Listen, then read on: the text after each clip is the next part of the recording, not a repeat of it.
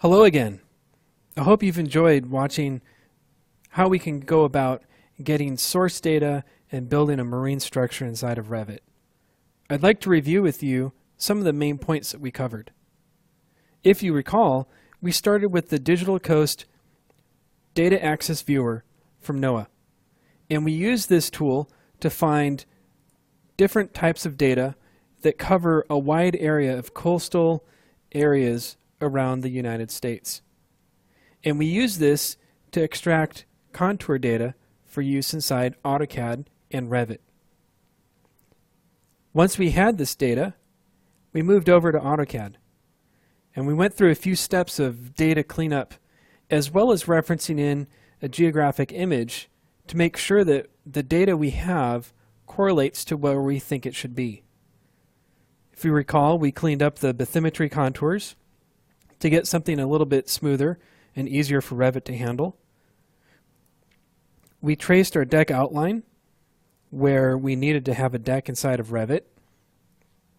We also took a look at how we might utilize laser scan data from as-built marine structures. We also referenced that into the same file. Once we had our AutoCAD file cleaned up, we were able to switch into Revit. Once in Revit, we utilized that data in AutoCAD to do a few things.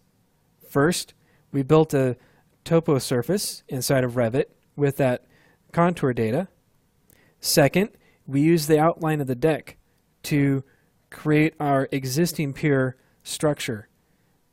Some of our reference buildings, lifeguard tower, railings, outbuildings, and piles. Then once we had our reference structure, our existing reference structure in place, we were able to take that and start to build our new conceptual pier.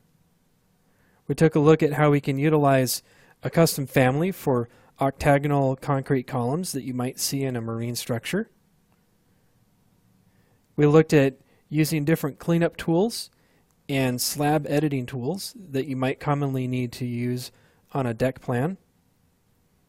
And we also took a look at utilizing view control to establish plan views that are commonly used in plan production for marine structures.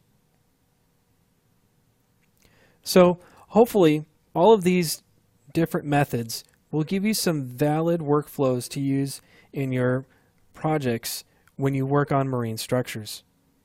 I'm sure you'll be able to find other areas of project work than just marine structures to put these to use if you start to think about it. I'd really like to thank you for the opportunity to share some of these workflows with you, and I hope you'll come back and view more videos here. Thanks again for your time, and talk to you soon.